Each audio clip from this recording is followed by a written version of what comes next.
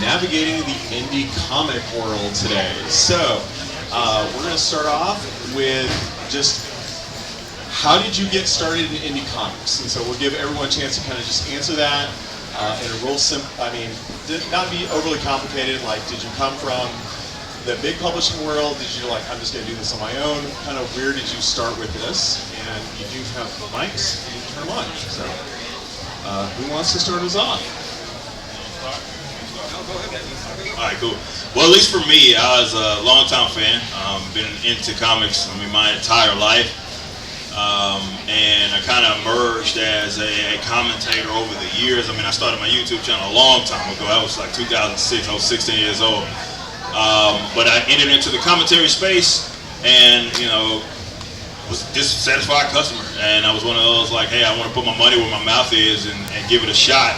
And yeah, 2022, we launched, but I've been working on it for a couple of years before that. But we launched Rippaverse. It blew up to something bigger than I ever could have imagined. But it all started with kind of getting that inspiration, seeing some of the mistakes that were being made across comics, and I was just like, I want to give it a shot. I want to give it a shot. All right, just to kind of build upon that, can you give us kind of a broad picture of what the Rippaverse is and how it makes it different than, say, something from Marvel or DC? Yeah, I mean, our biggest, I was just over there talking with a fan about this and how continuity or the lack thereof in some of the mainstream publishing was one of the big turnoffs for me. And so we have our own code of ethics where that's one of the things that we focus on. And that's, I never want someone to buy a book from the Rippaverse and feel that it's null and void, like because it got erased because of a timeline change or a different universe or something like that. I wanted to remain consistent. So we're a comic book company that really emphasizes our continuity. What's canon is canon, and we don't want to, we like, if we are going to do a retcon, we do it in the traditional sense, in that it's like introducing new information and not just simply redoing something of that nature. So you own a part of history if you own a comic book from the Rippaverse, and that's really core to who we are. Okay, and I know I've definitely heard, I believe it's Brian Clevenger from Atomic Robo, and I'm blanking on his artist name. They have a similar code of ethics for their Atomic Robo stuff. It was like, hey, we're not going to have a full reset anywhere. We're just going to build upon this idea and we'll introduce new information. And I'm more familiar with their work than I am yours, and that's why I was able to kind of bring that up. But so for my Iconic Comics, how did y'all kind of launch into this? We all kind of started individually, like we each have our own individual stories. I guess I'll talk first to Doug and hand off to Eric, because Eric is probably the only one in our group who actually came, I guess, from the quote-unquote mainstream.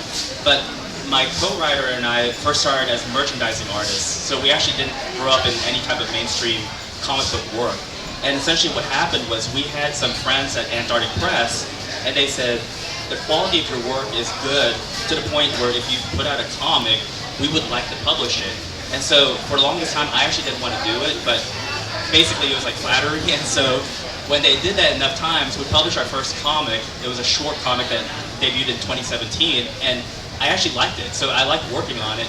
And I asked Mark, do you want to keep on going? And he said, yeah, I've always actually wanted to do this, so let's do it. So we just never stopped. But the funny thing is that I know from Mark, myself, and then some of our other creators like Scott and Bryce, they did not come from the mainstream industry, which in the gig economy is almost to be expected, because nowadays you don't have to go through the hierarchical ladder to climb up to actually like work for the big two or even Image or Dark Horse to actually make it. You can actually be pretty independent, and you can either stay that course or then get caught up with the mainstream if that's what you want to do.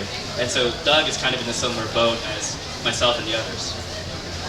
Yeah, so with me, I had been working in corporate media for roughly a decade or so. So I was a writer, but I wasn't doing creative writing, which was my first love, which is what I always wanted to do. And then I actually ended up meeting Timothy Lim, and we shared a faith, politics, and our general consensus about the industry at large. And through my friendship with Timothy Lim, he basically introduced me to comics, and he was the one who allowed me to write the script for Soulfinder Demons match, which he did the art on, and then after that did really well, it just went from there. There's a common through line that the four people here on stage have, and that's first kind of a general dissatisfaction with the way things are going, and the idea that as outsiders, we feel like a lot of times you'll hear people say, well, this comic is bad, that comic is bad, and I believe that this creator from the mainstream can fix it. But I think there's a general philosophy of, no, I think a lot of it is bad because culturally there's something in there that needs to be changed from the outside. And so in a way, the four of us are outsiders because we're outside the box, kind of looking in and saying, these are problems that can be rectified if someone from the outside can come in and have creative input. And that's kind of the joy of independence, is we're not like relying on any of those major corporations to do anything. We're able to succeed on our own. Now, Eric, again, comes from a really unique background because he's actually from that world, so he's kind of an outlier, but obviously we still welcome him anyway because he outshines a lot of us in terms of his talent. So I'm going to let him talk real quick. So I think the spirit of what everybody's talking about, I completely agree with. Me, personally, I got into independent comics because I got sick of hearing myself complain, right? I would take a look at everything that's out there, similar to Mr. July here, and said like, hey, there's something wrong here. And I was actually in a very unique position in which I could do something about it, where it wasn't contingent upon me waiting for a writer or an artist. I just said, you know what, shut up and actually go do something about it. And how I landed and fell into with Tim, who, you know, a little inside baseball, Tim was like, you know, you're one of those professionals. I don't necessarily, like, you've been in the industry. Don't necessarily trust in that, you know, that you'll be able to live up to the thing that you want to do. You might bail out early, and so that compounded my initiative and my motivation. Like, I'm gonna prove Tim wrong and be just as good as you guys, you know. So, in as far as like being on the outside, I felt like I was even more on the outside because these guys are, and you've heard their stories. They started to do stuff on their own. I had the benefit/curse of coming from mainstream and trying to prove myself in this space. All right. So kind of going with that, I have seen a lot of uptick. It feels like people almost need to self-publish now to kind of get the attention of some of the mainstream. And that may not be the case, but I've seen that through a lot of Kickstarters. And then I've seen those people go on, it's like, hey, great, I did this, I got this attention, and now I've been offered a job with the big two or the big three. Have the big two or three kind of approached y'all since you've gotten more established, like you've made your indie titles a success? Yeah, there's two things in there that I don't necessarily 100% believe in. I know that used to be the track record of like, hey, I've never published before, I need to go prove myself on a lesser title, and then go upwards that way, or go in that direction. In this day and age, I don't know if that paradigm is true anymore. As a matter of like, it's more beneficial. I've seen so many pros go the other way, and it's humbling and sobering for them to have the experience of like being built up, because more often than not, and this is skewed and potentially really biased, is that a lot of those titles sell because of Spider-Man. A lot of those titles sell because of Batman, and they get their hype that way. They get developed and get the sort of like the coverage because they are X, Y, and Z writer, A, B, and C artists. And then they go this way and say, well, I'm going to take the cachet of my reputation and come into this space. And they find out very quickly, as I did, of like, oh wait, that wasn't enough that I work on this property, Y property, B property. This actually takes more. Yeah.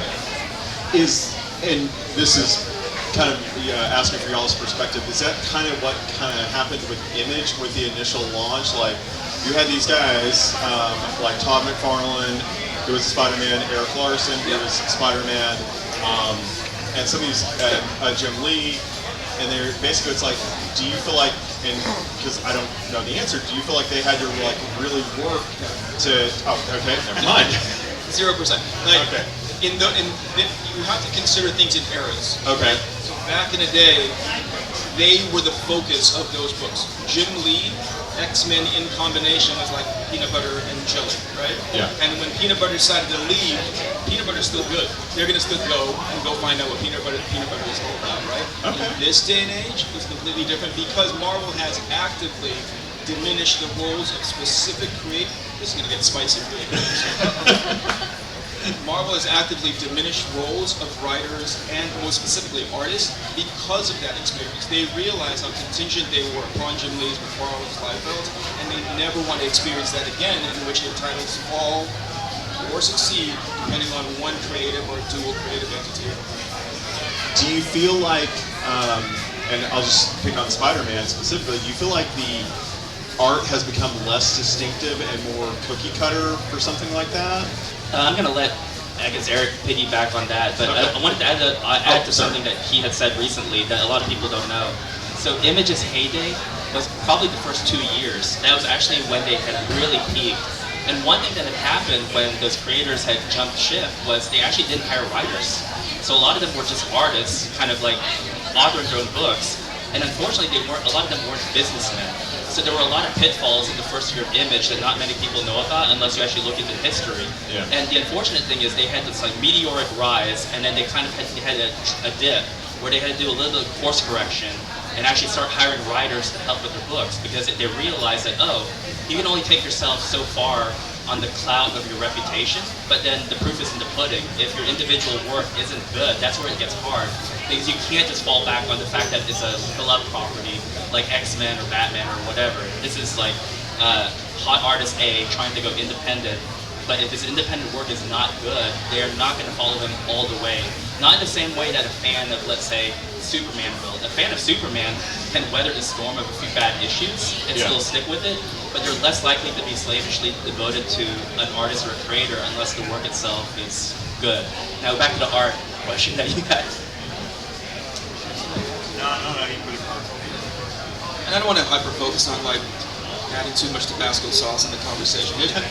Here's what I'll get to, right? The business of comics, especially independent, but generally, right? You can launch and have a really great bit of hype because people are paying attention to you, depending on what your name is, depending on what you're working on. But really, a component, and this goes back to the spirit of what Tim was saying, comics is not just about that initial launch and the initial attention, it's about sustainability. And if you do not have the business acumen to understand how to survive and build upon, regardless of what your limitations are, some are higher than others, build on that sustainability, the lifespan of whatever your project is gets progressively shorter as you go. So that business acumen of understanding your audience, understanding what your price points are, understanding like what your reach may look like, that's critical. And if you don't have a fair gauge of what that means, you could be swimming around in dark. Like look at Image is a perfect example. That initial launch, 2 years, they were practically printing money, but they did not have a long-term sustainability in place and in mind.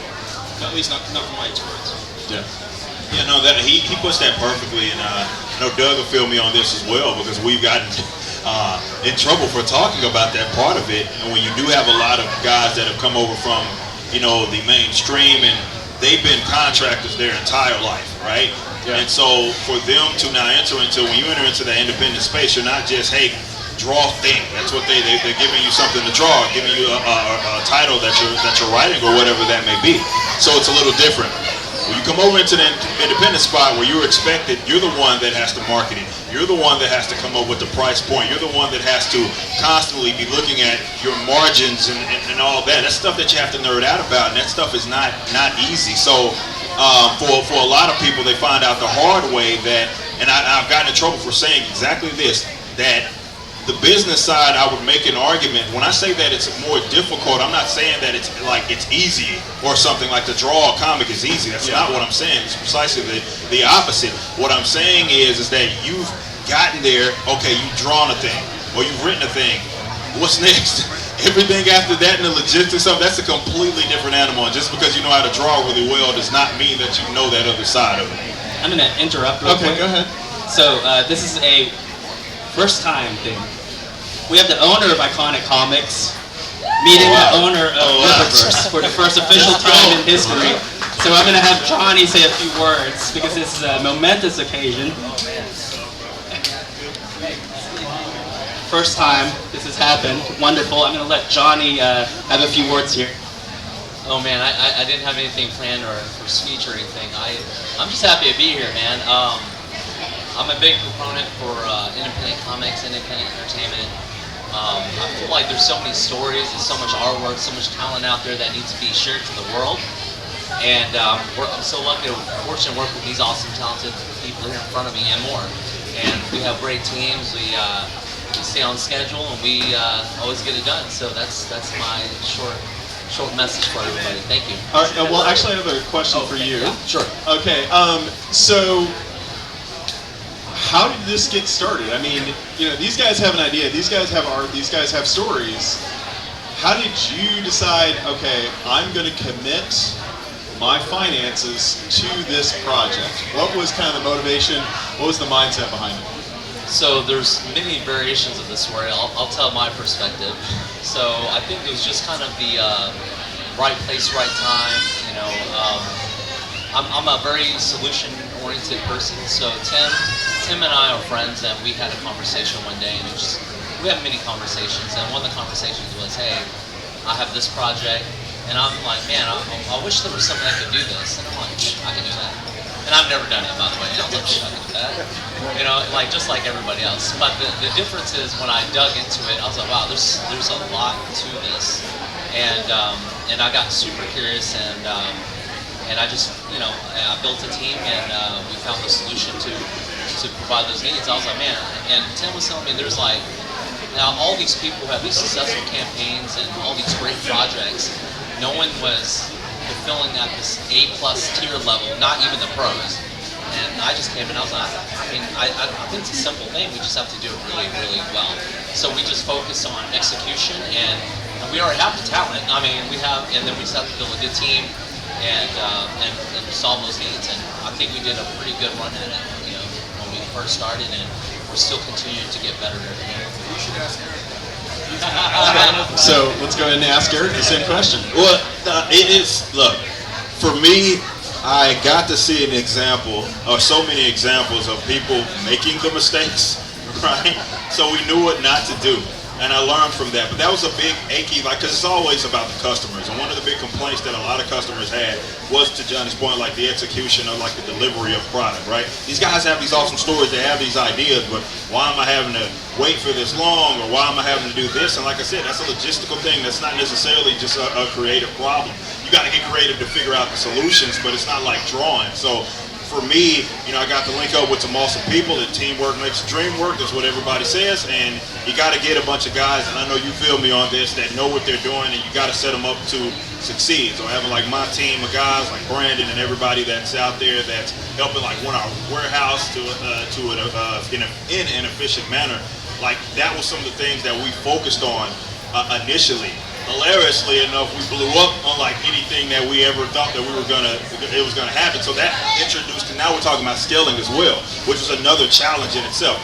We go from, we're in this little 1,500 square foot warehouse, we're gonna be able to do everything that we need to wait, we just sold almost $4 million worth of product. How are we gonna get this stuff out? That was a completely different thing. So having the guys that are there that know what they're doing, that can help you scale up, is about as vital of a thing to have, a part of everything that you do, than just having awesome people write and draw for you. You got to set people up for succeeding. I know you can feel me on that for sure.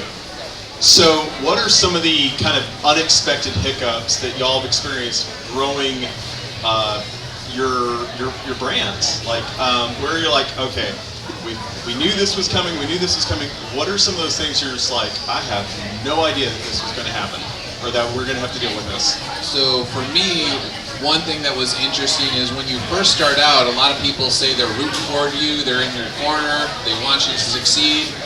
But then when you succeed, things get really weird. So for instance, recently online, I saw there was some sort of debate about merchandise and whether you're selling out if you're doing merchandise in addition to books.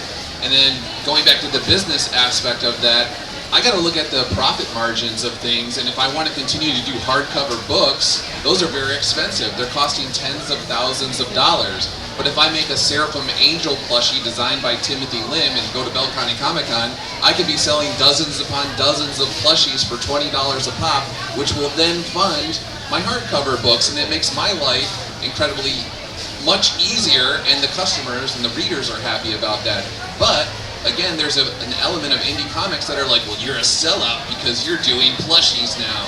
And so now you have to navigate the relationships with other your peers, your writers and artists who disagree with you and think that you're somehow less of a artist or creator because you're doing merchandise.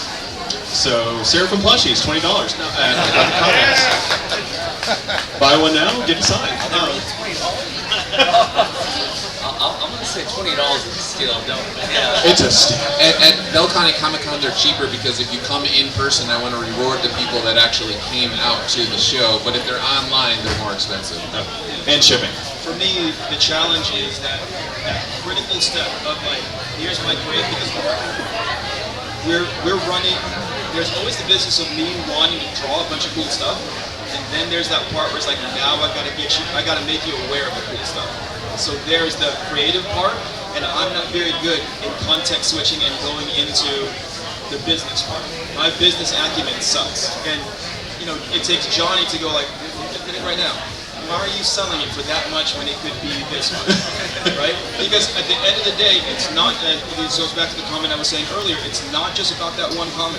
Independent comics is like littered with like one and done people. It's the sustainability. It's the long-term plan. And you've got to think at the same level as Doug, where it's like, this is the thing, because I hope that when you come to the Iconic Comics booth, your expectation is we're going to see cool comics and a lot of cool merch that comes along with it, but we open and close with comics. And those comics need to be funded somehow, right? And hopefully by sitting this close to Eric, I can get a little bit of that magic.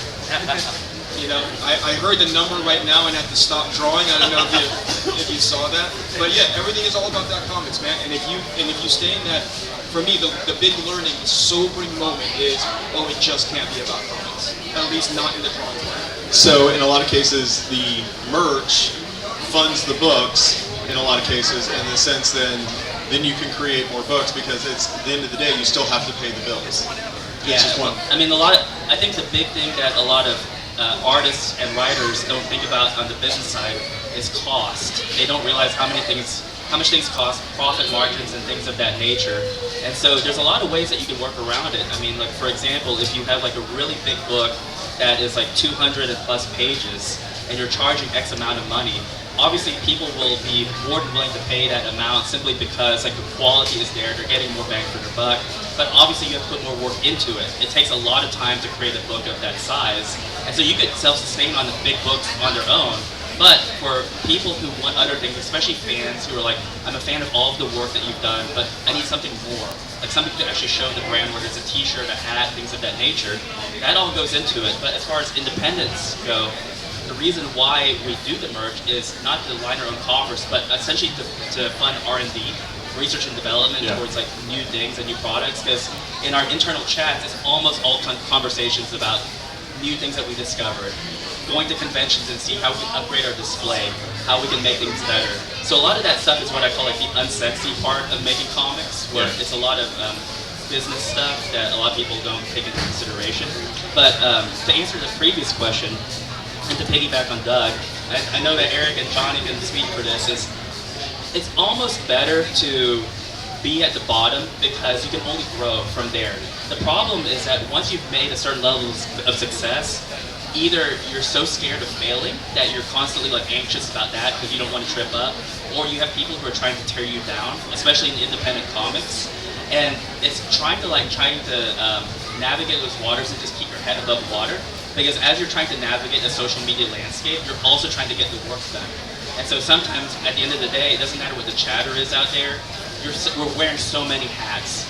I mean, one day, Eric is selling at a booth, but he then has to run over and have a business meeting, and then he has to sit down and balance the books. And as independent creators who are doing this all on our own, it's something that we have to task individually. We once had a creator who came to us at a booth, and he was a big guy. And he was like, hey, I don't know if you saw my campaign, but I made like, X number of dollars, it was a lot. And I go, that's great. And he said, what do I do next? And I said, you worked in the industry for 30 years, what do you mean, what do you do next? And he said, like, what happens after that? And I said, you make a PDF and you send it to the printer? And he said, how do you do that? And it dawned on us, he said, he was an artist. All he did was he drew and he would send it to someone in the corporate office, and that person would then take the next step. He actually had no clue. No, it was not Eric at all.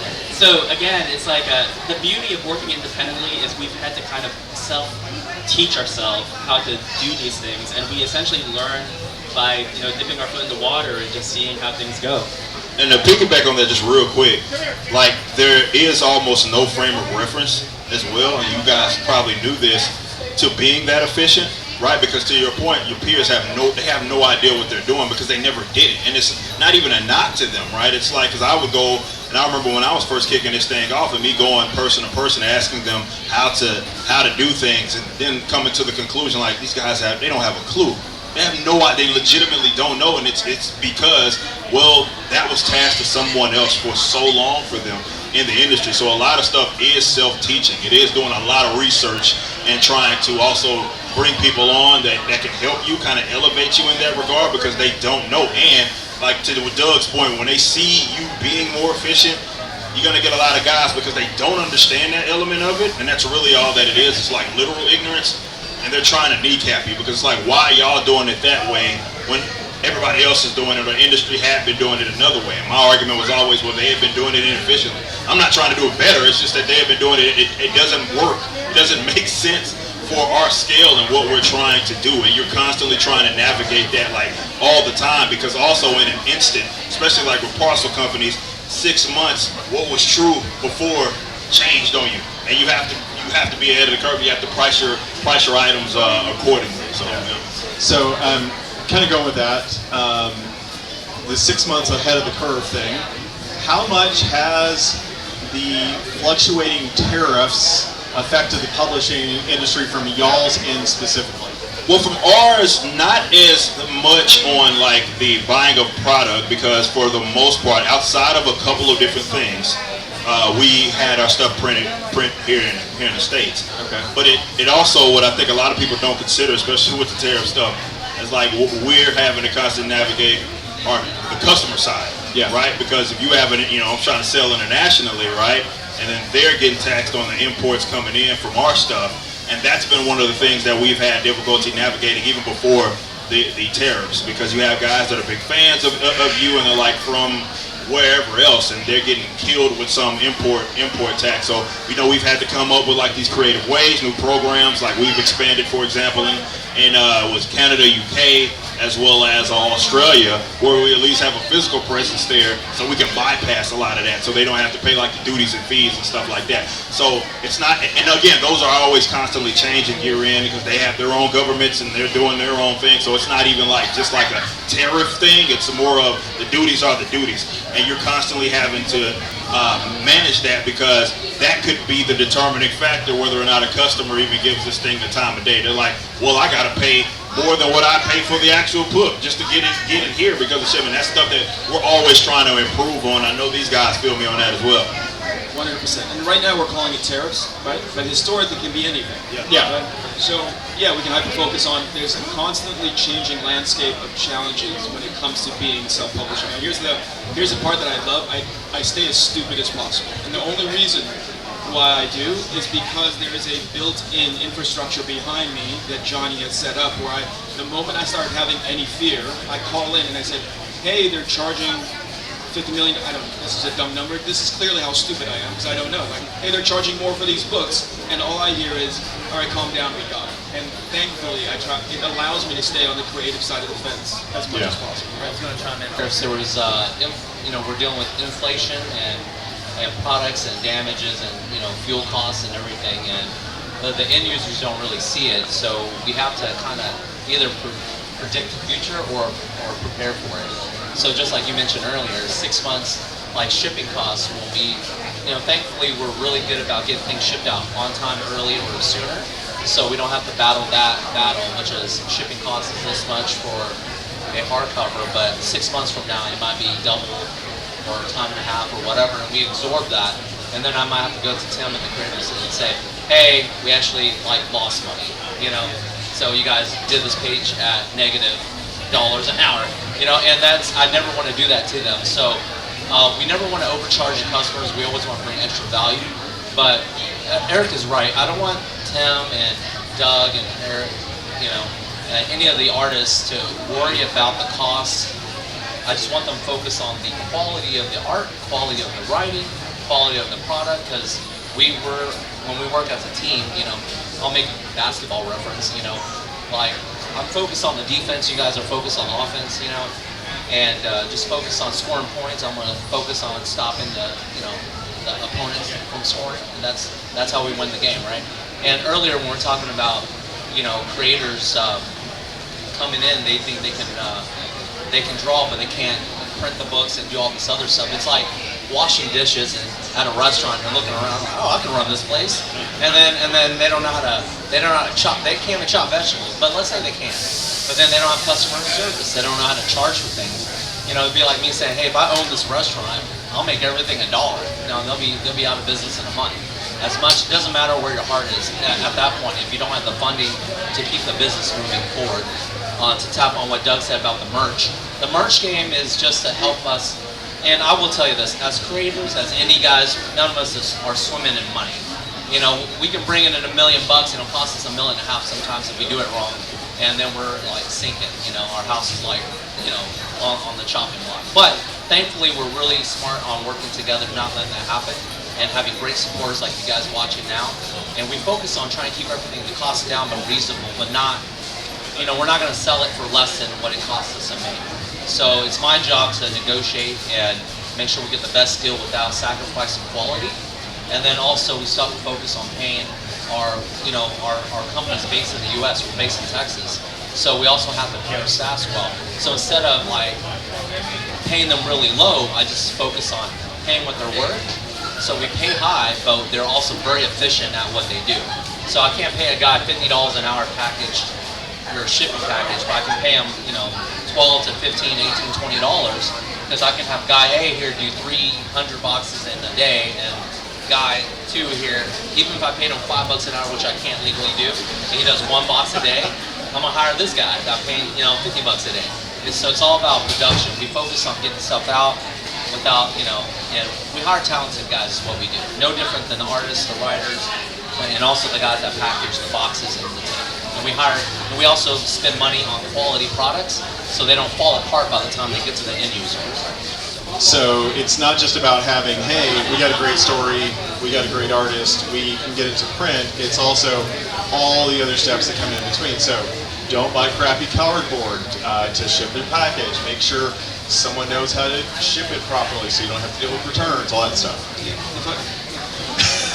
And there's a lot of interesting coincidences that have happened between, like, comparing how Rippaverse thinks and how Iconic does things. I think one thing is, like, a lot of our books are printed in America, for example, and so that obviously deals with a lot of tariff issues. So it's like something that we have pre-predicted in terms of like how things are going to happen. But another thing that has happened as well is as far as looking at their logistics and hours, we were having a meetup yesterday with a lot of the Rippaverse people, and I was like, oh, they're like our version of this person in the warehouse. They're that social media person. So I was like, right on. Like, even independent of each other, there's a lot of parallels in terms of how we have seen the landscape and how we adapted everything together. And I don't want to lose track of this. At the end of the day, it's about the readers and our customers, right? So whatever it is that brings the best version of customer value is we hyper focus on that, because at some point, right, I have seen versions where it's bad, where they just get the books released and it seems like it's really drawn well, you know, and it gets out to you and the customer is dissatisfied. That relationship ends the moment it hits the mailbox. Between Iconic and it doesn't stop there. It's all about, hey, what does good customer satisfaction look like? And there's top of the list stuff, delivering on time, delivering a good product, delivering it consistently. But there's stuff that's happening in the background too that I don't think they can take into account. I can list them all, but again, I try to keep myself as stupid as possible. So. All right. If anyone has anything else to add, I think we got time for about 1 or 2 questions because we're coming to the end of the panel. Thank you so much.